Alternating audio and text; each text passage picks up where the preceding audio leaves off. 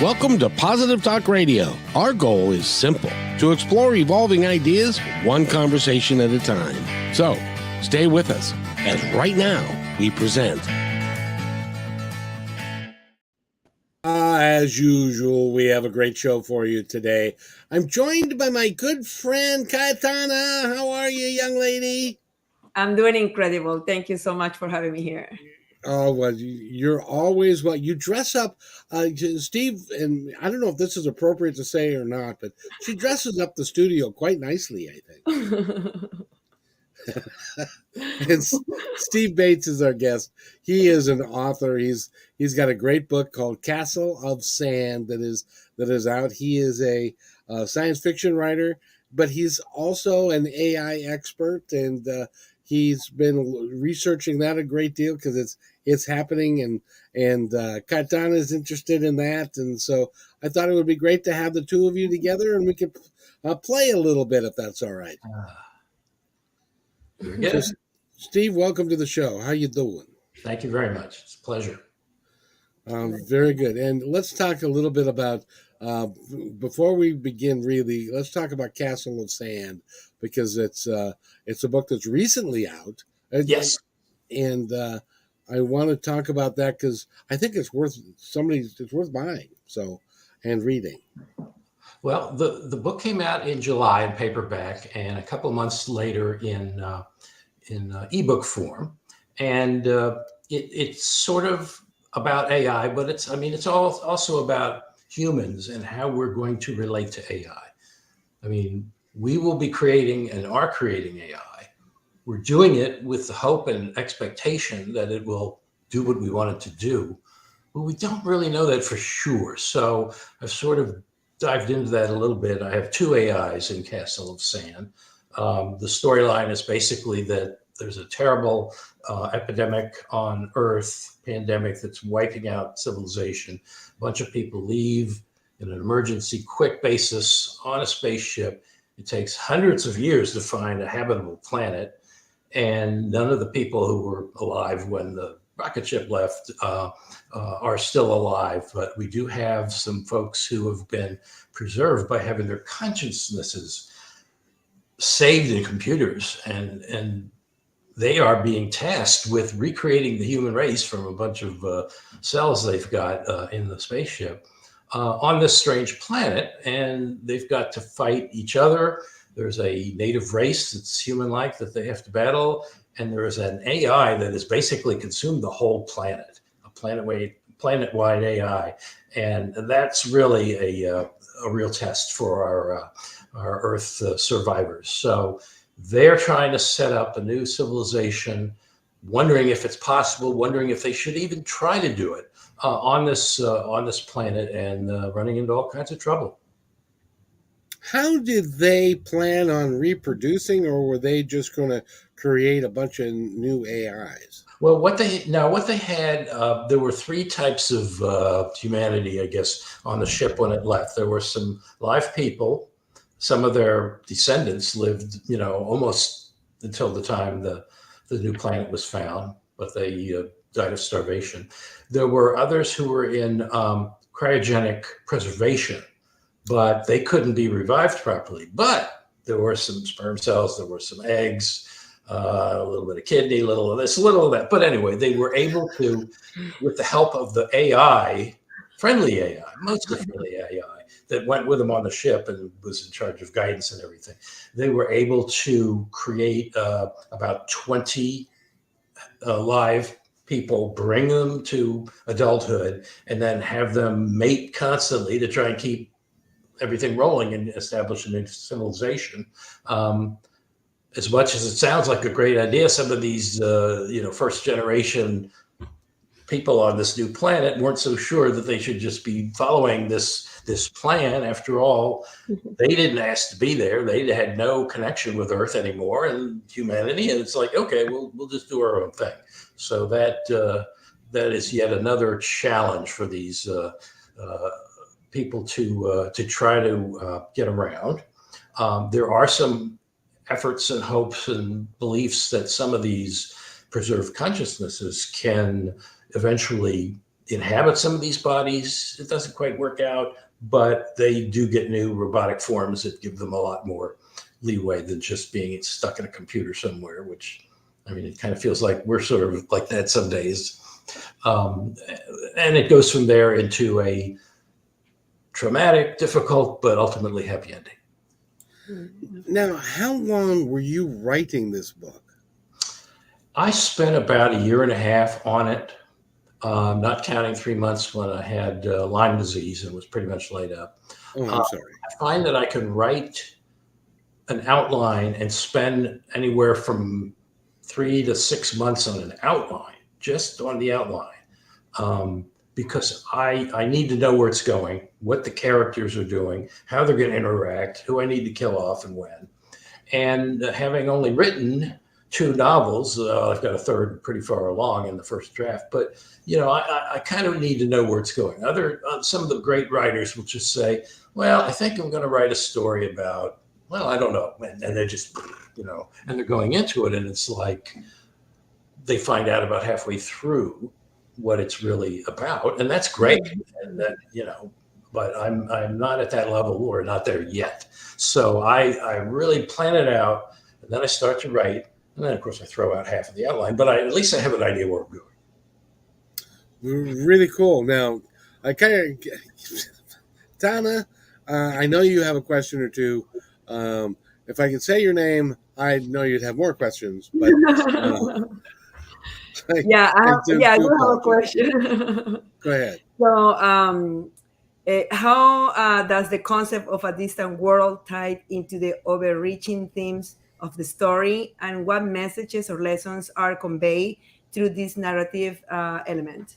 Oh, okay. Well, there's a couple of messages that I'm trying to convey through these folks. One is that, we're staring the age of AI in the face. It's coming. We don't know exactly when. We don't know exactly how it's going to affect us, but ultimately it's going to set up a potential conflict that we have to think about. We have to plan for. In theory, the people who are designing and building the future AIs, the ones that have the potential to be not just parroting what we say, like some of the chatbots now, but actually putting together unique, creative thoughts, engaging in dialogue, and hopefully not coming back from the future and killing us, but at least helping us, in some way. We need to think about how we're going to deal with them. And in the process, we might need to think about what it means to be human. I mean, is there the possibility, I think there is, that someday there will be some sort of convergence between humans and artificial intelligence and the machines they're based in. I mean, we already see people augmenting their bodies with all sorts of metallic and other devices, many of them being tested now, like microchips implanted directly into brains are being tested now. And we are teaching our computers and our machines to think, actually teaching them to educate themselves. And they're going out and doing some amazing things in some cases. So there may be just some sort of convergence where we are partially mechanical, partially artificial, and the AIs are brought into the human family. It would be awkward and difficult, but we just need to think about, once AIs are smarter than us, the singularity arrives, how are we going to relate to them? Are we going to control them? Are they going to control us? Will there be some sort of truce? The other message, basic message I was trying to get across is that civilization is fragile. And I think we see that quite liberally throughout this book, in that we are looking at the possibility of, with only about fewer than 20 live humans at one point on this hostile planet with a hostile race of indigenous persons, and with this big AI taking control of the entire planet, it's so hard to see a road forward for these people to establish a permanent society, one that can continue to build, that will have adequate, variation in their genetic gene pool so that the civilization does not die out. And, we have seen so many, civilizations on Earth, the Romans, the Greeks, the ancient Egyptians, all thinking, they can't fail. They will just go on forever. And a couple hundred years, there's barely any record of them. So those are the two main messages, sort of what does it mean to be human now and in the future? And let's think about how fragile civilization is. And that is, both of these themes are very prominent for my main character, Maria Ramos, who is a kind of a soccer mom who's just kind of got caught up in the whirlwind of the rush to leave Earth and get to this new planet. She's there in a robotic body, but she's kind of the fulcrum, the inflection point to, keep things moving forward for this new group of people. I got to ask you, Steve, because I was looking at your bio, and you've done more than just be a novel writer. You worked for one of my favorite publications, which would be the Washington Post. Yes, I did. It's been a while, but it was it was a great place to work, especially election night. We just had an election, and it was always fascinating to be writing a story and then rewriting it every 60 to 90 minutes as new results came in for each different edition of the paper. There's the first edition that goes to the far out suburbs, et cetera. And just sort of watching the editors saying, well, okay, we're going to call this for so-and-so, so-and-so won it. And the other great thing about it is that they always fed us so well on election night. I mean, really. And that, and on Super Bowl Sundays, I had to work some Super Bowl Sundays. And back when Ben Bradley was the in charge, he felt really guilty that we couldn't watch, particularly when the local team was playing. So we'd always have a great spread. But no, it was a fascinating place. I was a little kind of a small cog in a big machine, working mostly in the suburbs, though I did do some couple of nights a week for a while as the night city editor. Oh, now did you know Bernstein and the other guy? Woodward, yeah. Well, Woodward, yes. Yeah, Bernstein was gone by the time I got there in the 80s. He was off doing other things. Woodward, I had a few interactions with, but not a whole lot. But he was and is a fascinating, intelligent individual. Very, I don't want to say demanding, but had very high standards. You couldn't publish anything that didn't have multiple sources absolutely nailed down. And considering that he had already such an incredible reputation by the time I got there in the early 80s, he throughout his career, he never wavered from that. I got to ask you, because I'm sure you know this, that there is. Cayetana, we'll return to the interview in just a second, but I got to ask. I'm curious to know more. Yes. I got to ask Steve this. In today's society, there is something that's gone wrong, and that is that journalistic integrity. First of all, I know the Washington Post, along with Woodward and others, have standards that you are not able. You have to document everything, and it's got to be substantiated by more than one person in order for it to make the copy. And what do you think about when people start talking in terms of fake news and that the Washington Post or the New York Times and other ones are writing stories that are just not true? I don't believe that's the case. What do you think? Well, there are ample opportunities for people to prove wrong an article that appears in a major publication like the Post and the Times.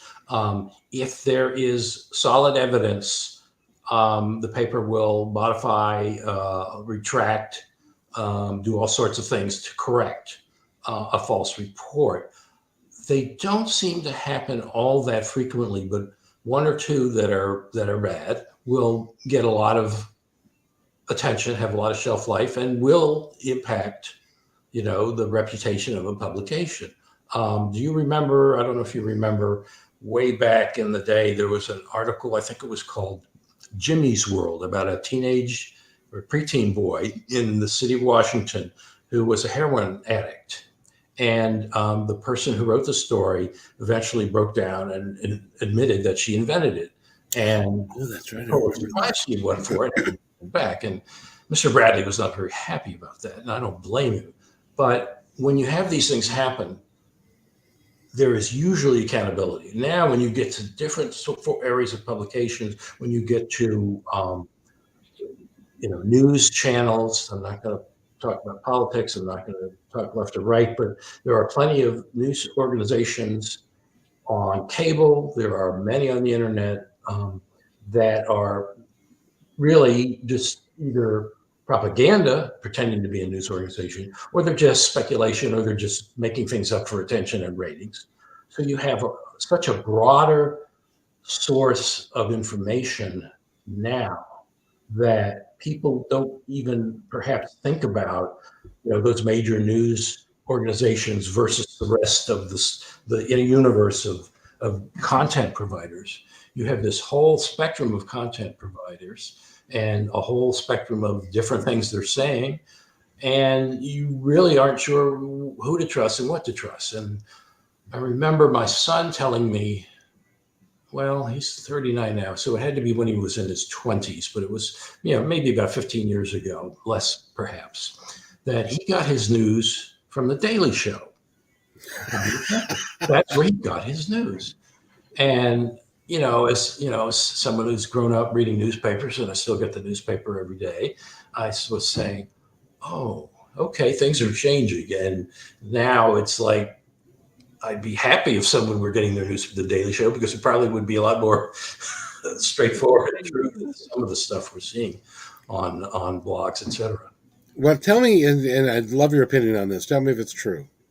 I think that, and like you just said, the Washington Post and New York Times, nobody's infallible.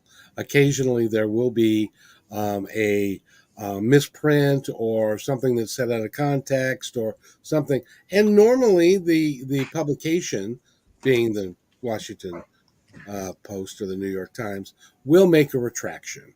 They'll be as public as they can to make sure that everybody gets it. But there are news outlets and there are content creators like Positive Talk Radio, but one of the reasons we don't talk about this stuff a lot, the only reason we're talking about it is because of the depth of your expertise. But there are a lot of content creators that don't have the journalistic standards that you need to have in order to go deep dive into some of these topics. And then you have the ones that are out after clicks. And they need more clicks in order for them to become a thing. And so they're willing to say almost anything that is sensational in nature in order to be successful. Am I kind of correct in how the landscape is now? That's the way it is. And people have to know that any content is suspect. Any content is suspect. And even more so now as we're starting to see more AI generated content. Oh boy. Yes. Go ahead. No, I said yes. Yeah, because I see it out there. It's fascinating, but at the same time scary. Yeah. Yeah. I haven't seen the papers, but I've been told there's a lawsuit by an author who has written books, and they're available, through Amazon and wherever you buy books.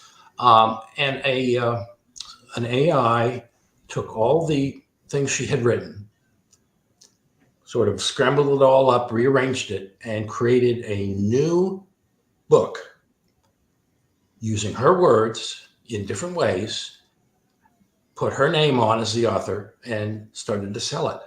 Mm-hmm. And it's like the author wasn't very happy, and she's suing. But we're getting to this point in this evolution or revolution involving AI, where we've unleashed all these machines and these programs, and we really aren't sure what they're doing and going to do. And we really are going to be behind the 8 ball trying to control what it does. And so when the next generation and the generation after that of AIs come along, we're going to be really up against it in terms of just understanding what is true and what is not. I mean, you can have, AIs that are just exceedingly well programmed and only do what you tell them to do. But there's going to be so much commercial pressure to come up with the best new thing. In this, the next novel I'm working on, there's just about everyone has a microchip implanted in their head. And someone's come up with a new app called Chipmunk, CHIPMONK, that allows you to feel what other people are feeling through all their senses, sight and vision and touch. And some of it is pretty icky. But anyway, so that's going on. But then it's like somebody is starting to think, oh, someone's using this in my head to make me think things and see things that aren't true. News reports about the president being taken over by a strange foreign force or something. So yeah, we're getting to the point where reality is going to be quite fungible. I haven't seen in the job platforms, about for writers, they're putting an emphasis and don't rely on AI. You need to be able to write, from your head right away without using this platform, which is I think is fair. Yes, I write some short stories from time to time. I had quite a few published, and now when I am trying to sell one in my cover letter, I explain my name and who I am and what the name of the story I'm writing. And the next sentence is, this short story was not written by an AI, nor did AI help write it in any way, shape, or form. And of course, an AI might be trying to say that and pretend that it's not the case. But that's the point at which we are. There have been a couple of magazines, one sci-fi magazine, Clark's World, that for a while simply stopped accepting all submissions of articles simply because it was being flooded with all these AI generated pieces. So yeah, we're getting to some sticky points already. It's getting really, I tell you, with the presidential election coming up, and with all of the people that are running, that are talking about different things, who one of the most fascinating jobs that's come out in the last 5 years. It never was there before. I remember it never was there when Walter Cronkite was doing the news or any of the other major news. But now they've got them. They've got this. There's a whole industry around fact checking that's coming up. And now there are people that are saying the fact checkers are not correctly when they're checking the facts. Well, I'm all for fact checking, and I'm all for efforts to make sure that what we're seeing and hearing from so-called responsible sources are true. But I would like to see some sort of, I don't know if you'd call it a civics class or whatever, training for young people when they go through school, to tell them to question everything they read and see, particularly video, because it might or might not be true, and it might not be being provided in a way that is fair and reasonable. And there are just so many ways that we can be manipulated. Certainly, just in ads to try and grab us to buy a product or a service. You sort of know what's going on. But when you get into the news realms and you're talking about important issues and where people stand, it's so easy to deep fake some politician to make them look like they're doing something very terrible and saying something terrible. And these things take on lives of their own. So yeah, we all of us need to be cautious and questioning about what we read and see on our screens. It kills me, that there are people wandering around this country who believe that John F. Kennedy is still alive. Yeah. And there are others that believe his son is going to be running for vice president with Donald Trump this year. He's going to come magically. Ooh. I don't know where he's going to I don't know where he's been hiding, but suddenly, He's been hanging out with Elvis on his way out here. exactly, Yeah. exactly. Very How, consuming. Steve, you've been around a long time around media and stuff. How long do you think that this farcical stuff can continue before we say enough? Come on, guys. We need to be honest and have integrity. People like to be entertained. So it may, if you turn on the network news on any station, all you see are these ads for Metamucil and these other adult, senior products, because no one except old people watches the nightly news, the evening news. They get their news or their information from other sources. So we just have to hope that they're questioning and keeping an open mind. The other side of this coin is that people believe what they want to believe. You know, I want to believe that there's space aliens out there. I would love to start a focus group or a self-help group for people who have been abducted by aliens, because they need, and I'd be willing to give time to the aliens too if they want to come on the show. But Yeah. people believe what they want to believe. They believe that Area 51 is still hiding alien bodies, and they believe that Joe Biden is 140 years old, and they're fine. They're welcome to that. But when we look at our leaders and who we pick in elections, let's just hope that we're really going beyond the ephemeral slogans and everything, and looking at what people are really saying they intend to do and what they have done. Exactly. Cayetana, questions. Question. Yes. Uh, um, so I have a question. Yeah. Can you provide, okay, maybe no, can you elaborate on the world building aspects related to the distant world, including its environment, inhabitants, and any unique features that make it crucial for mankind's survival? Oh, you want to know what the world should look like or is going to Yeah. look like Yeah. Yeah, how I know, far? but I'm right now like picturing it's movies that come to my head, because Right. I believe this can be a movie. Yeah. I think that, trying to look 5, 10, 20 years ahead is so hard, and 50 or 100 years is really difficult.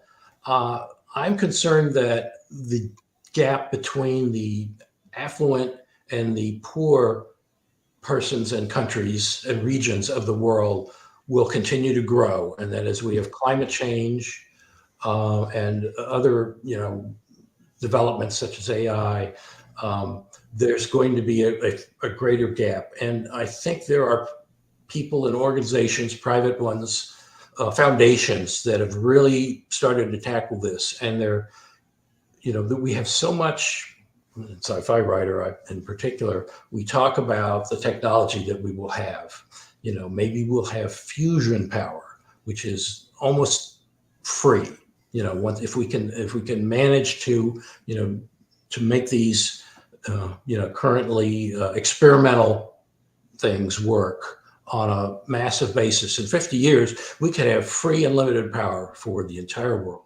That would give people the opportunity to get education, to move from a poor village to a better location, improve drinking water and diets, control, give them control over the climates in their microclimates, perhaps improve, housing and things like that. So there are some wonderful possibilities for our civilization down the road, but will we make the right decisions in the next few years that allow those things to happen? That's what concerns me. But I could see a day when many people will not even have to work. They can create, they can spend their days creating, whether it's a podcast or a novel or a quilt or whatever you want to create, because we will have mastered the technology enough that they provide us with our food and clean water and entertainment.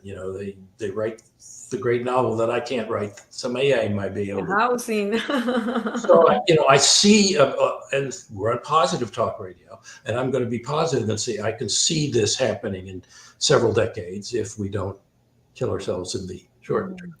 It's interesting, and I wanted to ask you because I didn't catch you do it last time, but I wanted to ask you because some of the greatest forward-thinking things have come out of the works of science fiction writers. Gene Roddenberry comes to mind. Yeah. There's some in the past that they've predicted what was going to happen, and then it came true. Why do you think it's science fiction writers? Is it because you're just using your imagination to come up, and then people are making that happen, or are you guys wired differently? Well, there's a wide variety of science fiction. Some people are not trying to predict the future. Some are just trying to make you think about certain ideas and situations. I read so many nonfiction books a year: cosmology, physics, you know, books about the mind and the brain, and the things I'm reading are just more amazing than almost any science fiction I've read. Um, we are seeing a lot of fair number of experts, quote unquote experts, professors, who are saying, for example, that there are multiple and perhaps an infinite number of universes. Um, there are people studying, with backgrounds in mathematics who are telling us that there may be as many as 11 dimensions and that we only know 4 of them, the fourth being time. So, there are these things that are being thrown out there. We know so much about how the universe works, but every time we get a new insight, someone has to admit, boy, maybe we really don't know how it works. We think that, Newton thought he had it nailed. Einstein thought he had it nailed. Now all the people looking at, gravitational waves and string theory are saying, well, I don't think we have it nailed. So there's a lot going on that we just don't know. So what I do is I try and say, I'm looking at what these people are actually saying about multiple universes, about the fact that our entire universe could be a hologram. There are many people saying that. Some other things like this. You have to, as a science fiction writer, embrace the real if you're going to go and try and show something that is unreal or beyond the real. So, yeah, it takes a long time to come up with some of the best ideas, but there are some people out there doing fabulous work in science fiction that I am very jealous of, but they inspire me to try and keep thinking up new crazy ideas. Yeah, but you're doing well, and Steve Bates has written the book Castle of Sand, and if you want to go to his website, you can do that. You can go to stevebateswriter.com and learn more about him and the book, and you can even buy the book from him, I would imagine. Yeah. And that would be a great place for you to buy the book, because then Steve gets some of the money anyway. So that's good. Would you be doing a listening book, audiobook? Yeah. I'm working on one now. I spent about 4 or 5 months on an outline, and I've been writing since about Labor Day. And it's really fun because you are forcing yourself to go into a different world when you are writing a novel. And sometimes I can sort of almost see it, but I need to be able to see it clearly to be able to write it and present it in detail. And, when you try to show something that's going to be happening in 20, 30, 40, 50, 100 years, you really have to believe it. You don't want to just think, well, we'll all have magic carpets and no one knows how it works, but, you can write off of them. And there's wonderful writers who do, more of a fantasy than a pure science fiction. And I read some of those and I love them. But for me and for a lot of science fiction writers, it has to be something that when you read it, you say, oh yeah, that could happen. That could really happen. And that's where I'm headed with this new story. Yeah. So, Cayetana, is there anything that in the science fiction world that you can foresee happening in the future that has just kind of rattled around in your brain? Maybe you and Steve can flesh it out a little bit and come up with something. Is there anything that you think about?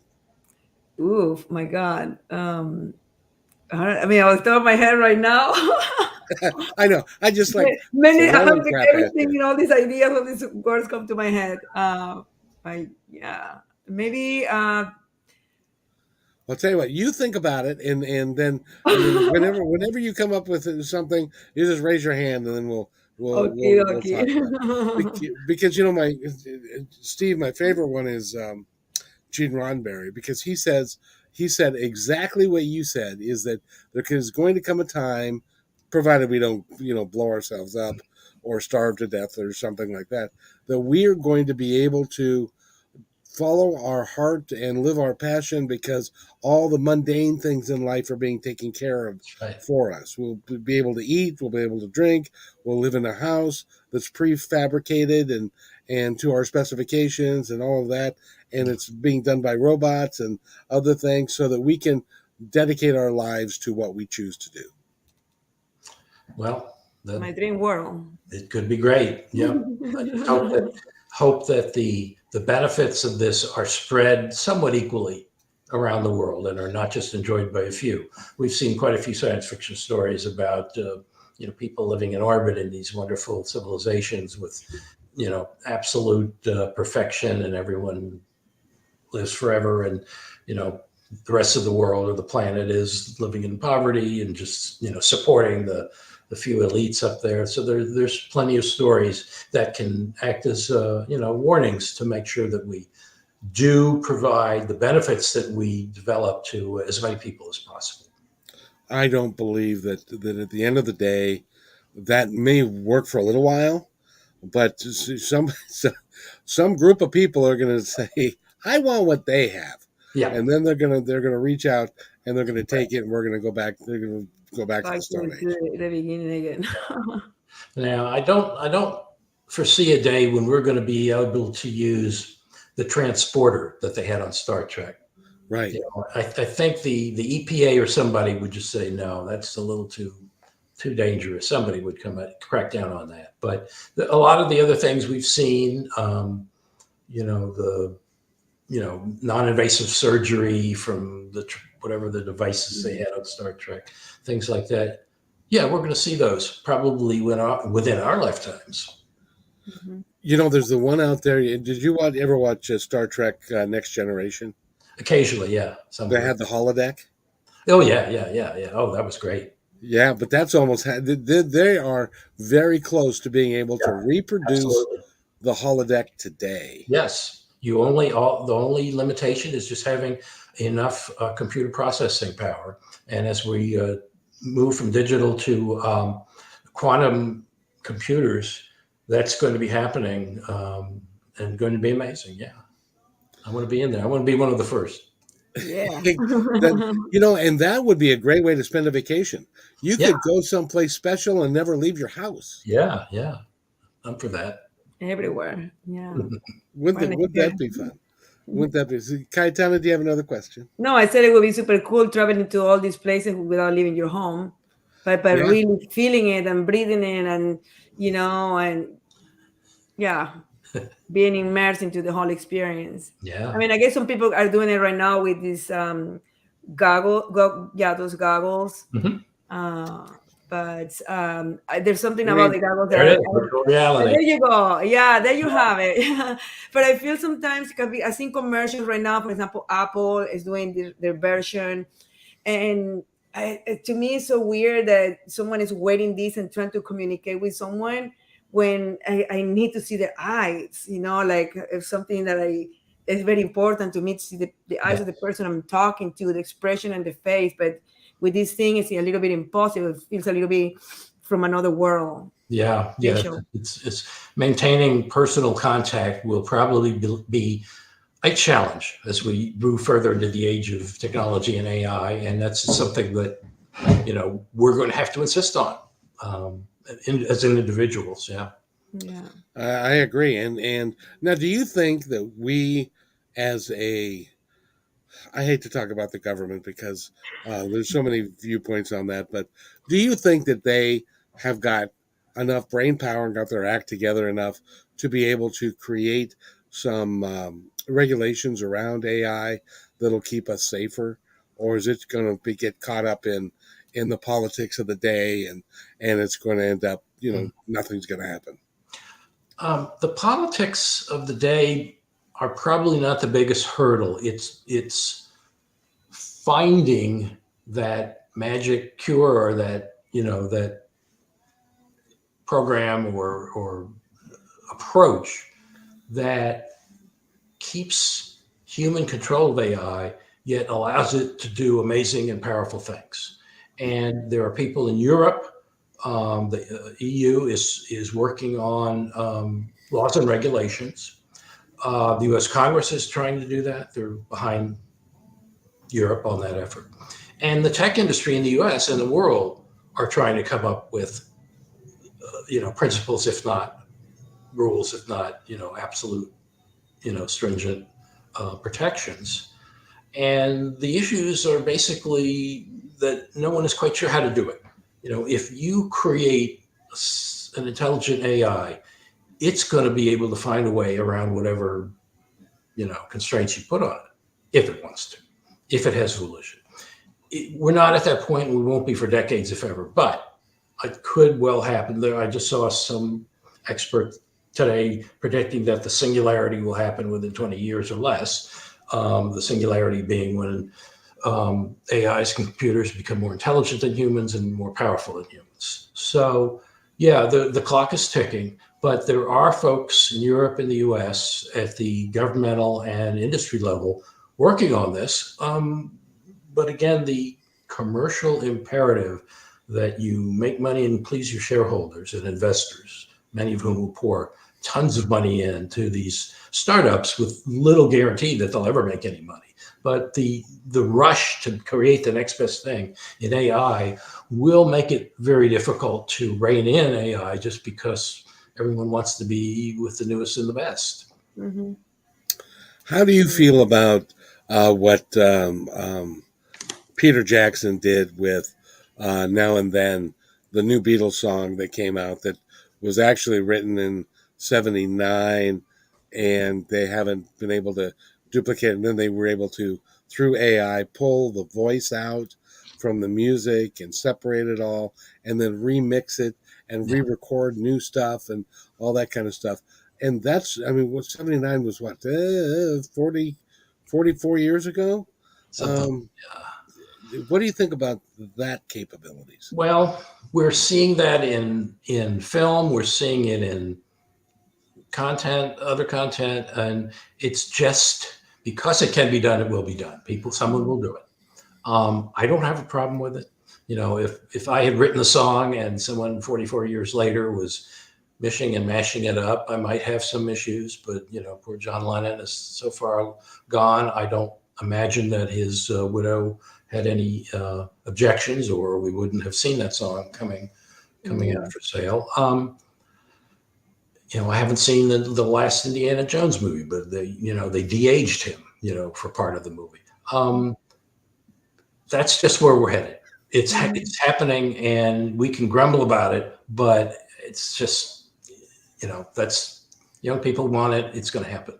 Yeah, there's a whole. Do you remember Selena, the singer who was killed by her manager many years ago? Yeah. So the family made a new music CD with all songs that she couldn't record but were there saved, and they recreated her voice, and it's a new CD out there. Yeah, well, again, if people are going to buy it, it's going to be, that's fine. The family obviously doesn't have any objections, or they wouldn't have allowed it. And it can be a great thing. It's, we are seeing a lot of entrepreneurship around that sort of thing. People are recording videos and messages to their descendants that can be played at their gravesite. It'll video pop up. You might have the the Rockettes kicking a little bit. It's the first, and you warm it up, and then you're on there, and you're telling people, remember that Wednesday is trash night, and all those other good things to your descendants, and stay off the lawn. But we're going to, as consumers, decide what we want our purchases will decide what type of innovation, like Selena's works, will be worth continuing. And I mean, that's just kind of the way capitalism has worked all along. It's just that you have to remember, not everything you see and hear and experience is always exactly accurate. And that's a new thing for a lot of us. Younger people, they won't have a problem with it. They can roll with it. Mm-hmm. Those are the 5 words that I think are going to disappear. I saw it on the internet. There you go. That's what has to be true, right? Yeah. Yeah. I said, really? you believe some of that stuff? It's like, oh, I saw it on the internet, so it has to be true. Sí, it has to be true. So it's important. And the one thing that it does, Steve, I think it does give personal responsibility back to the individual, because it's now going to be important for the individual to not take somebody else's word for it. Like we were talking about the integrity of the Washington Post. There's a television outlet that spends part of their day in news and the rest of it in propaganda. And there are people who think that and then people get mixed up. They think the propaganda is news and the news is propaganda. And so then they will spout it like it's true, but they don't do any research. And you're going to have to do some research on some of this stuff, don't you think? Yeah, let's hope people do that. We're a kind of suspicious people by nature, so maybe that quality will continue to cause us to question what we see and read and what people tell us. But there are some very good influencers on the internet. I'm not one of them, but there are some, and it's a talent. But at the same time, if I'm kind of the person who just wants to believe a particular thing that JFK is alive or whatever, I'm probably just going to believe it, whether or not it's true, no matter how many things I see, newscasts or other sources of information that tell me that's not the case. So personal responsibility is going to be important, but, not everyone is just going to buy into that. You just have to recognize that there's going to be a certain percentage of our population that is always kind of a little bit misled. Yeah. Yes, indeed. Cayetana, what do you got? Anything? I was just to add to it. I remember a few years ago when the Onion came out. I believe it was true. Oh my God, and then eventually someone told me, it's part of this joke. Yeah, the most effective fakery in news is that which just looks like it's possible. It's not so outlandish that for example, those folks who believe that the pandas who were in the Washington Zoo, it was a big deal here in Washington area when the pandas had to go back to China. But there are probably a few people who really believe that the pandas were spies for China and they were here and stealing all our secrets when it came to the zoo. You're not going to convince everyone, but we're going to hopefully teach our children, and they will teach their children to question everything you hear. Mm-hmm.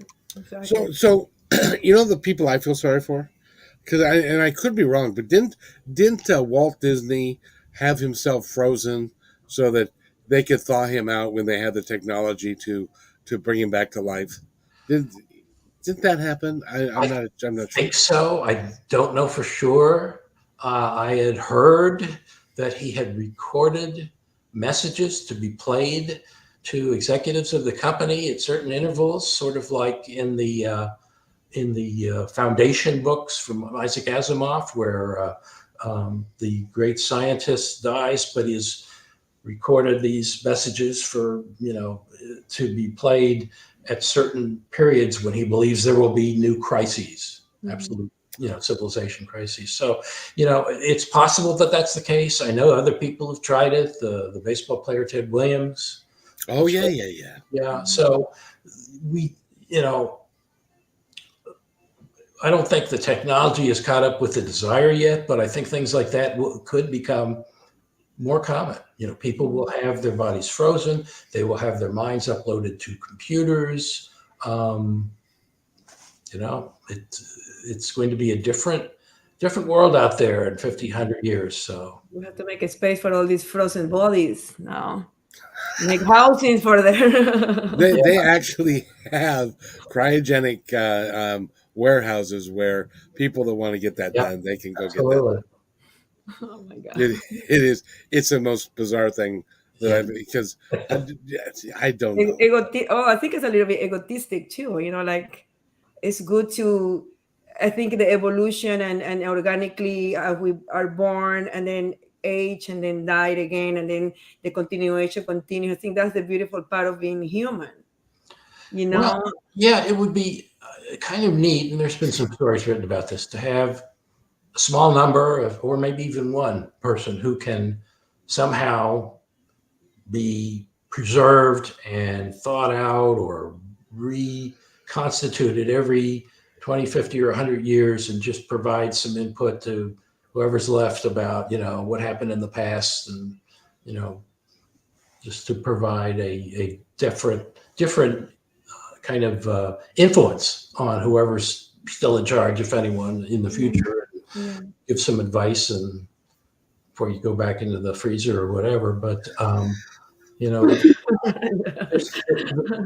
when you look at the length of the age of the galaxy, the age of the universe, as far as we know, several billion years. You look at how long we as humans have been here. It's almost a blink of an eye. So, we're just at the beginning of our journey, and let's hope that it's a long one, but it would be kind of nice to have some sort of, continuity of thought, moving forward. I mean, we don't have much of anything more than about 2,000 or 3,000 years old in any form that is preserved and can be determined, translated or interpreted. So it'd be nice to have some information that's 100,000, 100 million years old to guide whoever's left in that future. Steve, I got to ask you now, if as a writer, if you were to do a kind of a retro science fiction book that were to go back 150, 200,000 years to a civilization that lived on the earth before we got here, or maybe it would be closer to 500,000 or whatever. What would you call that book? Would you still call that sci-fi? Yes, I would say so. There have been some books and movies along those lines. There is sort of a subgenre about alternative history. The type of novel like Philip K. Dick wrote in The Man in the High Castle, where Germany and Japan won World War II, and the U.S. has been divided between those two nations. And so some of them go back further, but yes, it's those types of novels I consider science fiction. So, Cayetana, I know you speak Spanish, but if you had to choose between speaking Japanese or German, which would you choose? Japanese. I love the sound of Japanese. It's beautiful and it writes different. Yeah, it would be fascinating to learn that. I think I agree with you because German is a very hard language. Yeah. And of course, the German people, maybe it's stereotypical, but they don't have much of a sense of humor either. Yeah. All right.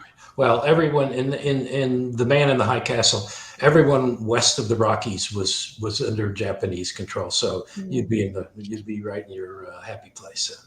Yeah. I haven't read it, but I'm going to. He's very good. So we've been talking with Steve Bates. Steve, the author. Get the book, Castle of Sand. Steve, we're going to give you a couple of moments to say anything that you'd like to our audience and the ones that are listening now and the ones that will be listening later. So tell me anything that's on your mind, whatever you'd like to tell us. Okay. All right. I'll keep it clean. I mean, I'm intrigued. I mentioned the Asimov series, the Foundation series, which started with 3 novels and then went further than that. I would like to see our experts take Asimov's laws of robotics and try and codify them somehow. The first one was that a robot may not injure a human being. The second one was that it must obey orders from humans. The third was that it must protect itself when it would not conflict with the first 2 laws. And the final law was that robots should work for the best future and comfort and the success of humanity as a whole. So if we could somehow keep those in mind, I mean, this came out in the 50s and 60s, but it's as good as anything I've heard to try and give us, guidance as we move into the age of AI. It would be nice if you could, but then oh, by the way, Cayetana, have you ever heard of the movie Help that the Beatles did? The one from the Beatles, you say? Yeah, it's called Help. I don't think so. I saw the Yellow Submarine, man. Well, Steve and I watch that movie like once a year, so he's a godlike to me. But in that movie, there's a crazy scientist who wants to take over the world, and that's what I'm scared of more than anything else. That there's some dude in some place, and he's being sanctioned and given money by somebody to create this AI that is going to take us all down a terrible rabbit hole. Steve, what do you think about that? Well, I can tell you that I wouldn't want to rule the world. I have enough trouble balancing my checkbook. Okay. Me either. Exactly. All those people that would complain all the time, you'd have to kill them. Yeah. No. Yeah, but that's the danger. We don't know that can't happen, but we still have some time to try and keep an eye on some of these rogue scientists and inventors, and I think we'll have enough pressure from the big companies like Google and all that these rogue actors will just be sort of brought under control and not be allowed to just go crazy and take us over. But I guess that's just being positive. Mm-hmm. Well, and thank you for being positive. After all, this is Positive Talk Radio. Cayetana, do you have anything positive you'd like to say? Something positive you'd like to say? Something positive I'd like to say. Yes. I am very happy to have met you and listening to your podcast, to your story. It's inspiring, and I want to watch the movie. Watch the movie Help. Yeah, and also something beautiful you mentioned. Isaac Asimov. No, it's Asimov. The science. Asimov. Yeah. Oh my God. Yeah. My ex-husband, he used to read all those books, and yes, and we had this collection of books. Like, yeah. What is this? And he was so fascinated into this world, and I love it. Thank you for mentioning it. Glad to hear somebody still reads science fiction. Yeah. It's me. All right. Good. So we can. Well, Steve, you're one that you'll pick up a book on a scientific book and read it, and make me fall right to sleep. But thank you for doing that. And when your next book, have you got it started yet?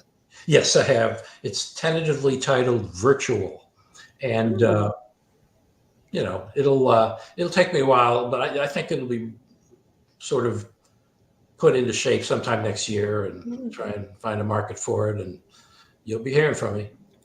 That's absolutely awesome. Well, we're hoping that Castle of Sand becomes a movie before that would be great. So yeah. I'd like to see J-Lo in the starring role as Maria. Maria, the lady, the soccer mom. Perfect. You just want to see her in spandex, be honest. Isn't she a part robot too? You mentioned that she's. Well, yeah. We'll work on it. There's a way. We'll find a way to make her. But the human parts are the parts that he'll be interested in. The head. We'll leave that to your imagination. I love it. Thank you, Steve. Thank you for being here, and get the book, Castle of Sand. Go to his website, which is stevebateswriter.com, And I want to thank you. You've been a lot of fun to talk to today. You guys are great. I appreciate it so much. Thank you. You A are so pleasure. welcome, sir. And you can find this on Positive Talk Radio. You can also find on the YouTube channel and also positivetalkradio.net. So that'll be that, and that'll be there forever, much longer than me, I'm afraid. But that's okay. So, Steve, thank you so much for being here. Cayetana, anything else you'd like to add before we go? Peace on earth, and I love you, everyone. Thank you. Thank you Thank so you much. very much, both of you. Yes. You want peace on earth? You should do Yes. another show. This is a good one.